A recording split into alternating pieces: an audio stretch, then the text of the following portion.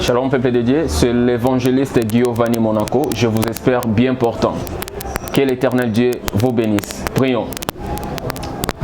Père Céleste, au nom de Jésus, je te loue, je te glorifie. Éternel, qui suis-je pour parler à ton peuple? Seulement je te demande ce matin, accorde-moi l'intelligence, la sagesse. Saint-Esprit de Dieu, remplis-moi ce matin. Père, sanctifie-moi par ta parole, car ta parole est la vérité. Qui suis-je pour parler à ton peuple ce matin? Moi comme Esaïe, qui demeure au milieu d'un peuple païen et qui a des imperfections en moi-même, Seigneur. Mais seulement je te demande, sanctifie-moi par ta parole. Au nom de Jésus-Christ. Amen. Voilà, que l'Éternel Dieu vous bénisse. Je salue tous les hommes de Dieu qui sont dans le vrai, les hommes de Dieu qui respectent la saine doctrine. Je salue les enfants de Dieu, toute l'église du Seigneur. Soyez bénis partout où vous nous suivez. Je dis merci à l'équipe d'IRTV de Brazzaville qui a délégué Junior Métallique. Que l'Éternel Dieu te bénisse et que l'Éternel Dieu bénisse toute l'équipe d'IRTV. Voilà, aujourd'hui nous allons parler d'un thème, Église. Nous allons parler de l'Église aujourd'hui. Parce que lorsque le Seigneur Jésus-Christ est venu sur la terre, il était venu sauver ce qui était perdu. Alors en sauvant ce qui était perdu, il devait construire et bâtir son Église. Voilà pourquoi il dit à Simon-Pierre, il a dit: Simon, je t'appelle Pierre, et sur cette pierre, je bâtirai mon Église. Donc Jésus-Christ est venu sauver et bâtir son Église. Alors aujourd'hui, nous allons parler de l'Église. C'est quoi l'Église en réalité? En vérité, l'Église, c'est l'ensemble des personnes ayant quitté le système mondain. Ils ont préféré de suivre et de pratiquer l'enseignement de Jésus-Christ, notre Seigneur de gloire. Voilà pourquoi on nous appelle Église. Parce que nous avons décidé de quitter le système du monde. Nous n'avons pas quitté physiquement le monde, mais mentalement, spirituellement, nous avons quitté le monde pour nous attacher à Jésus-Christ et à ses enseignements, afin de les pratiquer. Voilà pourquoi on nous appelle Église. Voilà. Alors, sans plus tarder, nous allons prendre quelques passages bibliques qui nous expliquent les mots Église, qui nous parlent de l'Église, qui nous parlent de valeurs qu'on peut trouver dans l'Église. Quelques passages bibliques qui nous décrivent l'Église, les valeurs de l'Église, l'organisation de l'Église, l'animation de l'Église. Qu'est-ce qu'est une Église? Voilà. Nous devons savoir quelque chose. Il y a Église comme Église locale, qui est un lieu où les gens se réunissent pour prier le Seigneur de gloire. Mais il y a Église que nous sommes une Église.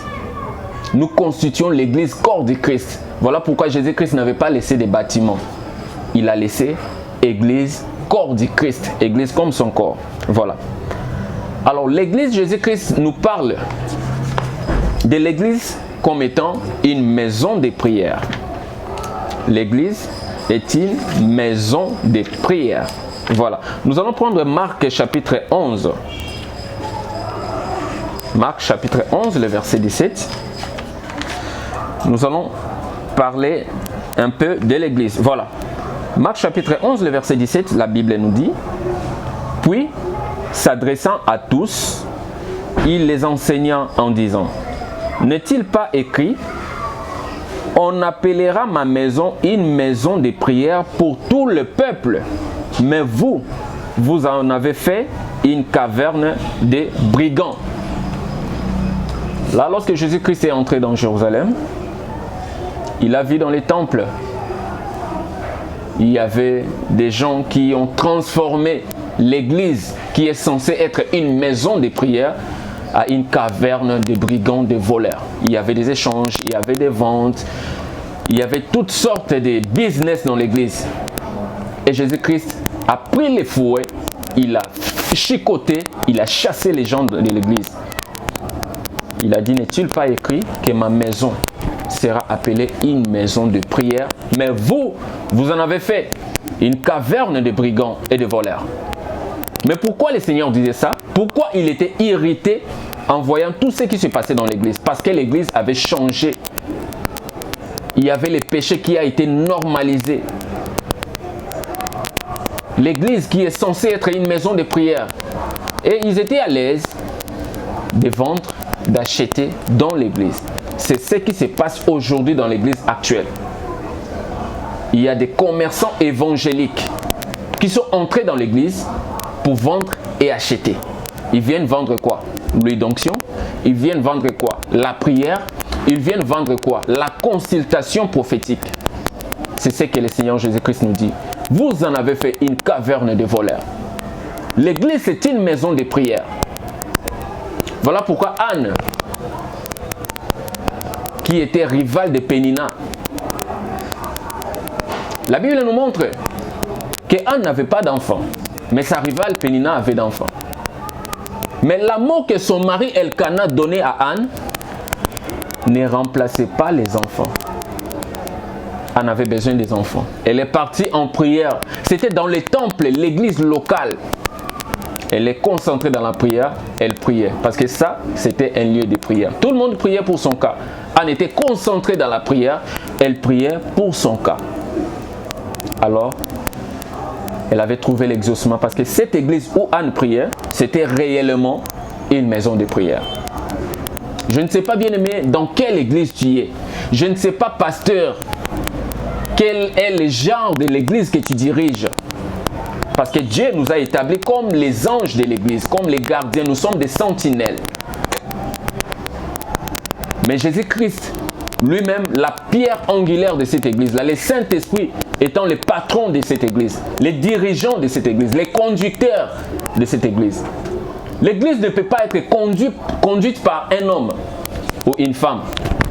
L'église est conduite, dirigée par le Saint-Esprit, le Paraclet, la troisième personne de la divinité.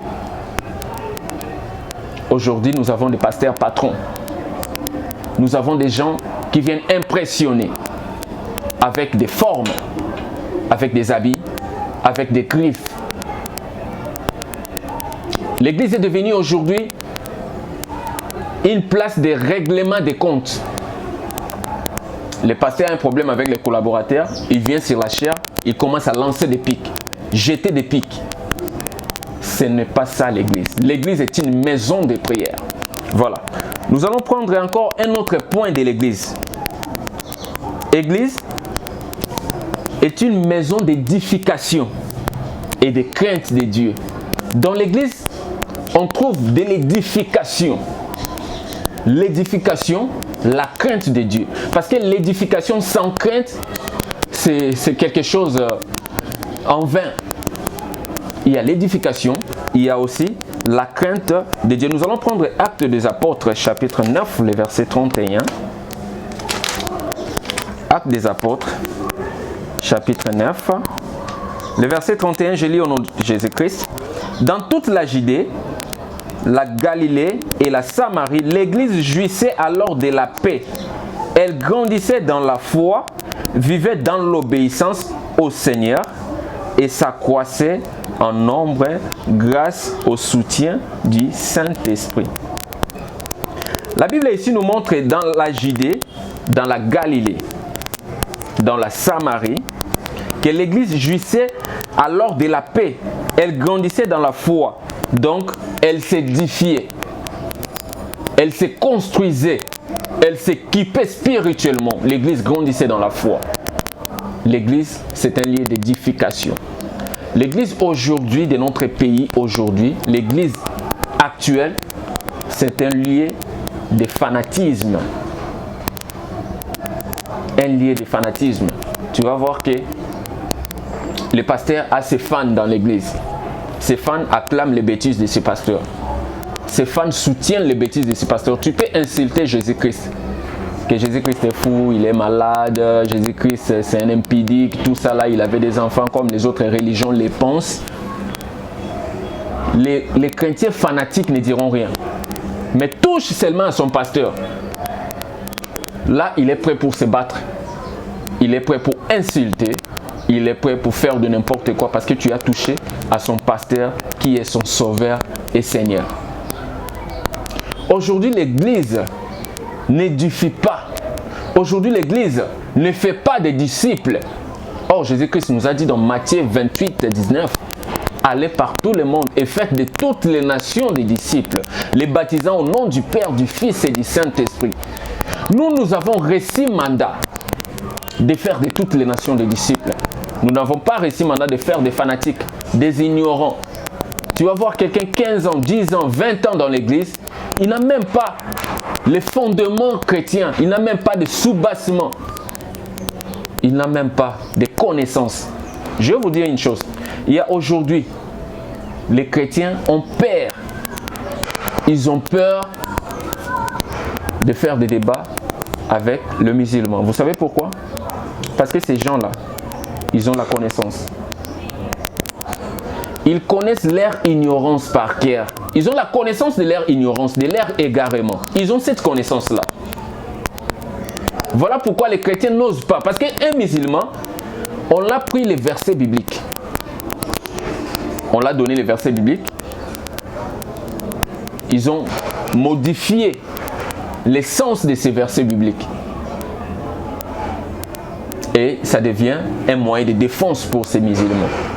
Il connaît le Coran, il a une connaissance erronée des Écritures de la Bible. Alors, il s'attaque aux chrétiens. Mais les chrétiens ont peur de se lever pour faire des débats avec les musulmans. Parce qu'ils ont la connaissance de leur ignorance. Parce qu'en islam, quand tu viens, on te donne le Coran, on te change des noms. On t'amène pour apprendre, tu dois apprendre la parole. Tu dois apprendre leur ignorance. Mais seulement dans l'église, quand tu viens, Moto, Bouka, Panzana, BBC, c'est ce que l'église actuelle est en train de faire. Il n'y a plus d'édification dans l'église. Il n'y a pas de crainte dans l'église. L'église, c'est un lieu d'édification. Nous allons encore prendre Actes des Apôtres au chapitre 15e. Actes chapitre 15, les versets 40 au 41e verset. Je lis au nom de Jésus-Christ. Voilà. Paul, de son côté, choisit Silas et partit avec lui.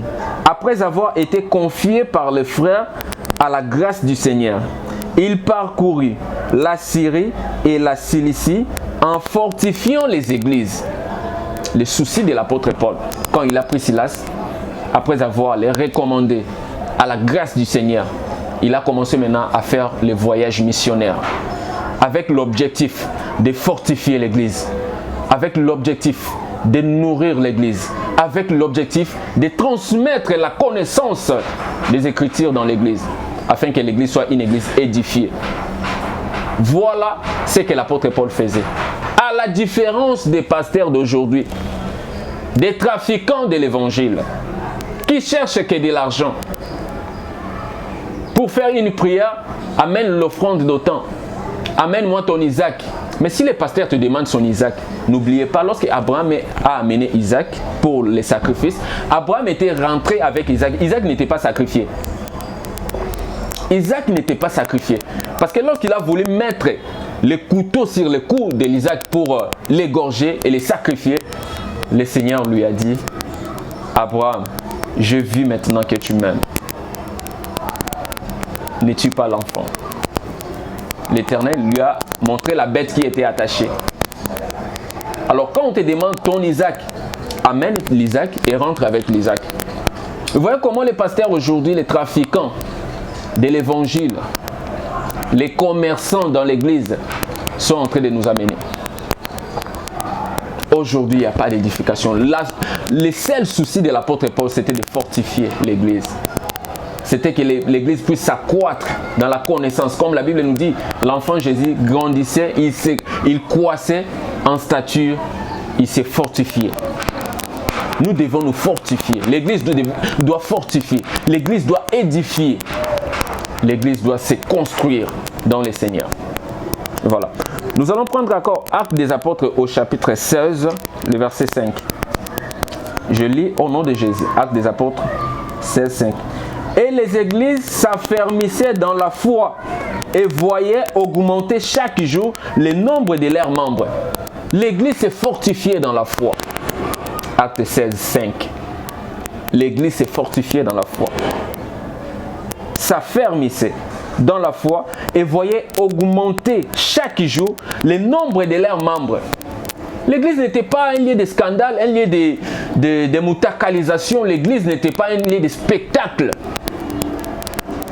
Aujourd'hui, si tu ne montres pas ta nudité dans l'église, tu n'es pas un grand pasteur. Pour être grand, il faut mutakaliser. Et ils ont des gens qui les suivent.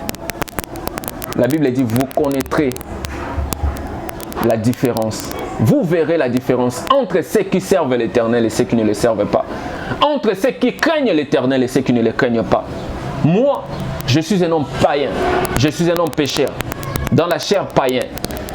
Mais le problème, dans cette chair païenne, avec la volonté et la grâce du Seigneur, on se fortifie et on cherche à tenir debout. Parce que, je veux dire à quelqu'un quelque chose. Un chrétien ne pêche pas. Peut-être vous allez être scandalisé, choqué. Mais laissez-moi terminer mon idée. Un chrétien ne pêche pas. Parce que la Bible nous dit, celui qui est né de l'esprit ne pêche pas. Alors, un chrétien peut trébucher. Il peut tomber dans le péché. À la différence d'un païen qui pêche, qui vit dans le péché. Tu ne peux pas vivre dans le péché et prétendre être chrétien. Tu es chrétien, il peut arriver que tu tombes dans le péché. Parce que la Bible nous dit, 7 fois le juste tombera, 7 fois il se relèvera. Par la grâce du Seigneur, bien sûr. Alors, tu ne peux pas être chrétien et être plongé dans le péché. Tu peux te retrouver, tomber dans le péché et tu te relèves. L'église s'est fortifiée. L'apôtre Paul travaillait avec les autres apôtres pour fortifier, avec les autres apôtres pour fortifier l'église. C'était le cas de Pierre, Philippe, les autres gens. Fortifier l'église. Aujourd'hui, il faut amener l'argent pour recevoir la grâce. J'ai vu même un pasteur qui dit la consultation prophétique avec lui 10 minutes, 200 €. Et il y a des gens qui suivent ce genre de commerçants. Vous qui les appelez pasteurs, est-ce que vous connaissez le mot pasteur veut dire quoi? Est-ce que vous connaissez le mot homme de Dieu veut dire quoi? L'église, un lieu de fortification, un lieu de la crainte. Nous allons également prendre Actes des Apôtres chapitre 20. J'aime beaucoup ce passage. Acte 20, 28. Je lis au nom de Jésus-Christ. La Bible dit ceci. Veillez donc sur vous-même et sur tous les troupeaux de l'Église que le Saint-Esprit a confié à votre égard. Comme les bergers le fait de son troupeau, prenez soin de l'Église de Dieu qu'il s'est acquise par son propre sacrifice. Mais Louis II dit ceci. Prenez donc garde à vous-même et à tous les troupeaux sur lesquels le Saint-Esprit vous a établi évêque pour paître son Église qu'il s'est acquise par son propre sang. Le Seigneur nous dit de prendre garde à nous-mêmes. Nous les pasteurs, nous les évangélistes, les prophètes et docteurs, nous devons prendre garde à nous-mêmes, à la manière dont nous sommes en train de diriger l'Église, à la manière dont nous sommes en train de nous comporter, à la manière dont nous sommes en train de prêcher, à la manière dont nous vivons. Parce que nous ne prêchons pas seulement en parole, mais aussi en comportement. Parce que les gens ne deviendront pas ce que tu leur dis, mais ils deviendront ce que tu es. On ne donne que ce qu'on a, c'est ce que le Seigneur nous dit. On donne que ce qu'on a. Tu as en toi l'impudicité, c'est ce que tu vas transmettre. Tu as en toi le vol, c'est ce que tu vas transmettre. Tu as en toi la magie, c'est ce que tu vas transmettre. Ne pense pas que si on vous prêche la sanctification, le pasteur écrit sanctification, que tout le monde va pratiquer la sanctification. Non, on va pratiquer la sanctification si on voit en pasteur la sanctification. Parce qu'on ne donne que ce qu'on a. Voilà. Là, c'était les points de vue, édification et crainte. Dans l'église, il y a ce qu'on appelle amour. Dieu est amour. L'église doit avoir l'amour, l'unité, l'amour. Nous allons prendre un passage, toujours dans Actes des Apôtres. Actes des Apôtres, c'est un grand livre qui nous montre comment les apôtres se sont comportés, autrement dit, actes du Saint-Esprit. Parce que ce sont les œuvres que le Saint-Esprit a fait aux apôtres, donc au travers des apôtres. Voilà. Nous allons prendre Actes des Apôtres chapitre 2, le verset 44 au 47e verset. Voilà. Je lis au nom du Seigneur Jésus-Christ. Tous les croyants vivaient unis entre eux et partageaient tout ce qu'ils possédaient. Ils vendaient leurs propriétés et leurs biens et répartissaient l'argent entre tous, selon les besoins de chacun. Tous les jours, d'un commun accord, ils se retrouvaient dans la cour du temple. Ils rompaient le pain dans les maisons et prenaient leur repas dans la joie avec simplicité de cœur. Ils louaient Dieu et le peuple tout entier leur était favorable. La Bible nous montre ici l'amour qui régnait dans l'église. Il y avait les gens de l'église, dont les membres de l'église, les fidèles de l'église, les chrétiens de cette église. L'église primitive, ils prenaient leurs propriétés, ils vendaient. Ils ramenaient maintenant l'argent qu'ils ont récolté dans l'église afin que les apôtres puissent s'organiser avec les diacres pour les partages égaux dans l'église. C'est comme ça qu'il n'y avait pas de soucis, c'est comme ça que même les veuves étaient secourus, même les orphelins étaient soutenus. Donc c'est ça l'amour dans l'église, mais aujourd'hui ce n'est pas le cas. Donc dans cette église, il y avait ce qu'on appelle l'amour. Et l'amour, on ne le voit pas, mais on voit les œuvres de l'amour. Tu dis tu aimes le Seigneur, mais regarde les œuvres que tu es en train de pratiquer. Tu dis tu aimes le Seigneur, mais regarde dans ton église, pasteur, il y a les veuves et les orphelins. Tu leur donnes combien?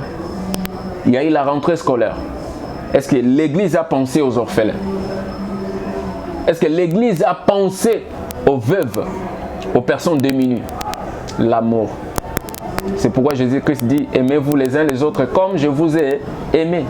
La Bible nous dit que le Seigneur Jésus-Christ partait de lieu en lieu, de ville en ville, faisant du bien, guérissant les malades. Il faisait du bien. Mais aujourd'hui, l'église ne fait pas du bien.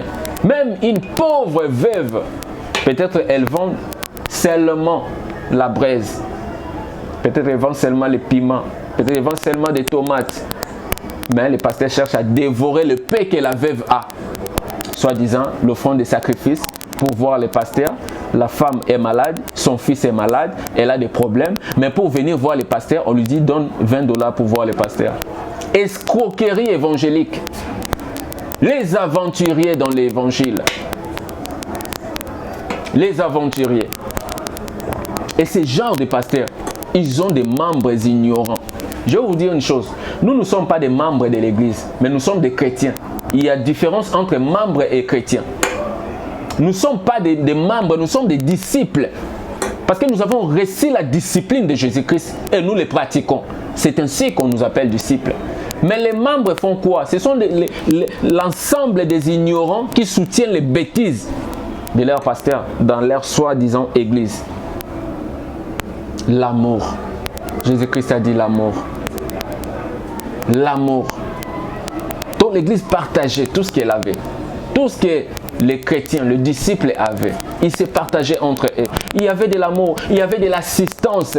Aujourd'hui, il n'y en a pas. À la différence de l'église d'aujourd'hui, où le pasteur est comme un réceptionniste. Le pasteur est comme on dit en anglais, receiving position. Donc, il est dans une position où il reçoit tout.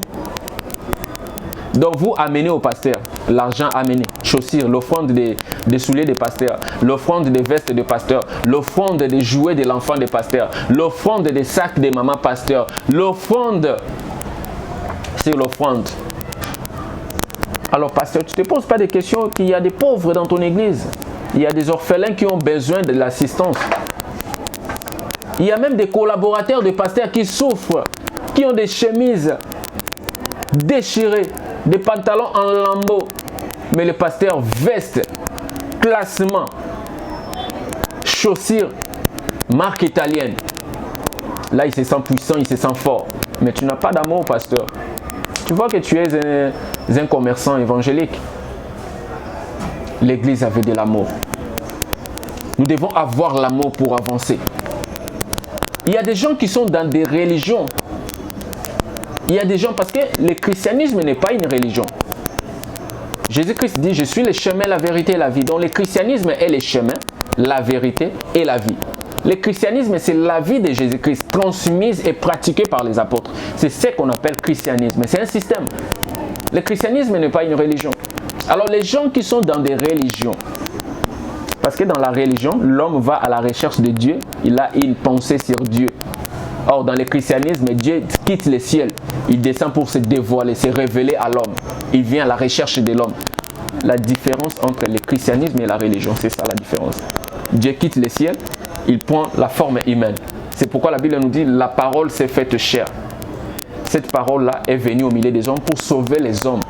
La parole, Dieu est venu se dévoiler aux hommes pour sauver les hommes, l'humanité entière. C'est ce qu'on appelle christianisme, à la différence des religions. Maintenant, dans l'église primitive, il y avait de l'amour. L'amour, nous devons cultiver l'amour, pratiquer l'amour. Nous devons aimer Dieu parce que la Bible nous dit, tu ne peux pas prétendre aimer Dieu lorsque tu détestes ton frère qui est à côté de toi. Un Dieu que tu ne vois pas, comment veux-tu prétendre l'aimer pendant que tu détestes ton frère que tu vois? L'amour. Nous devons avoir l'amour, l'église. Nous devons aimer le frère. Il y a des gens dans l'église qui ont soif de la parole de Dieu, qui ont soif de craindre le Seigneur, mais qui ne sont pas malheureusement encadrés, négligés. Peut-être qu'il n'a pas de quoi manger. Est-ce que le pasteur, tu connais vraiment ton église? Est-ce que dans ton église, il n'y a pas de pauvres? Il n'y a pas de gens qui ont de l'ambition, mais qui n'ont pas de moyens pour entreprendre au moins quelque chose, en fait d'amener les offrandes dans l'église comme vous aimez beaucoup les offrandes? Est-ce que vous ne pouvez pas assister ce genre de personnes? L'amour, où est l'amour? Où est l'amour? Où est l'amour aux églises? L'amour. Nous allons prendre Jean. Jean chapitre 13, le verset 34 au 35e verset. Je vous donne un commandement nouveau. Aimez-vous les uns les autres. Là, c'est Jésus-Christ qui donne un commandement nouveau. Aimez-vous les uns les autres. Donc nous, entre nous les chrétiens, nous devons nous aimer. Nous, dans l'église, nous devons nous aimer. S'aimer, cela veut dire se soutenir. S'aimer, c'est assister l'autre. Aimer, c'est venir assister l'autre dans les besoins qu'il a. Venir aider l'autre. Voilà. Oui, comme je vous ai aimé, aimez-vous les uns les autres. 35. À ceci, tous connaîtront que vous êtes mes disciples. On ne nous connaît pas en tant que disciples parce que nous prions, parce que nous parlons en langue. On ne nous connaît pas en tant que disciples parce que nous tenons la Bible et nous prêchons. On ne nous connaît pas en tant que disciples parce que nous fréquentons l'église. Ce n'est pas la fréquentation de l'église qui sauve. Parce qu'il y a des gens qui pensent que le fait de fréquenter l'église sauve. Ça ne sauve pas. La fréquentation de l'église ne sauve pas. Mais ta relation que tu as avec Dieu. L'amour que tu as pour Dieu. Et si tu as l'amour pour Dieu, tu dois certainement avoir l'amour pour ton prochain. Parce que Jésus-Christ donne les commandements. Le premier commandement, il dit le second qui lui est semblable. C'est ce qu'on ne prêche pas dans l'église. Aimer son prochain comme soi-même. Nous devons aimer le prochain. La Bible nous dit, tous nous connaîtront par l'amour que nous avons entre nous-mêmes. Par cet amour-là. À l'amour que vous aurez les uns pour les autres. Nous devons nous aimer, bien-aimés. Pasteur, au lieu d'aimer le frère, tu aimes leur argent. Il y a des pasteurs comme ça. Il est gentil avec toi. il te parle bien parce qu'il sait que tu as la voiture, tu as de l'argent, tu as un bon standing comme les jeunes disent. Et le pasteur apporte son amour. Là, si tu l'appelles, il décoche vite. Mais le frère là qui n'a pas d'argent, qui marche pieds nus, quand il appelle le pasteur regarde seulement son portable. Frère, j'ai dit,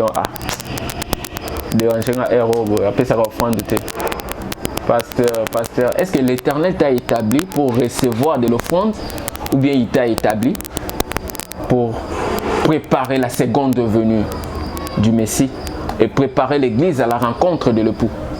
Parce que nous sommes en train de faire l'œuvre de Jean-Baptiste. Nous sommes les Jean-Baptiste d'aujourd'hui. Jean-Baptiste, quel a été son travail? Il était venu pour préparer la venue, la première venue du Messie. Il préparait la première venue du Messie. Mais nous, aujourd'hui, nous préparons la seconde venue du Messie. Nous préparons également l'église pour la rencontre de l'époux de ce Messie. Mais aujourd'hui, nous devons avoir l'amour. Que l'Éternel Dieu vous bénisse. Nous avons un livre, parce que je suis évangéliste, je suis également écrivain, chrétien bien sûr, j'écris des livres chrétiens. Alors ça c'est mon tout premier ouvrage, Deviens les héros dans la foi chrétienne. C'est un ouvrage qui nous parle de la foi chrétienne, des doctrines de Jésus-Christ. Ici j'ai décortiqué la Bible de Genèse à l'Apocalypse. J'ai expliqué Genèse c'est quoi. Il y a chaque partie dans ce livre enrichissant. C'est pour les pasteurs, c'est pour les chrétiens en général. Même si tu es des autres religions, tu as des questions que tu poses sur la Bible et que tu ne retrouves pas des réponses. Voilà, un bon ouvrage pour vous. Appelez-moi, contactez-moi sur WhatsApp, plus 243 89 34 618. Plus 243 89 34 618. L'évangéliste Giovanni Monaco. Même sur YouTube, si vous tapez Giovanni Monaco TV, vous allez voir la chaîne YouTube est là, abonnez-vous. Vous allez passer des moments d'édification, des moments de la présence de Dieu, des moments de la croissance spirituelle, parce que c'est l'œuvre que l'Éternel Dieu nous a confiée. Alors nous sommes là pour édifier l'Église. Soyez bénis partout où vous nous suivez.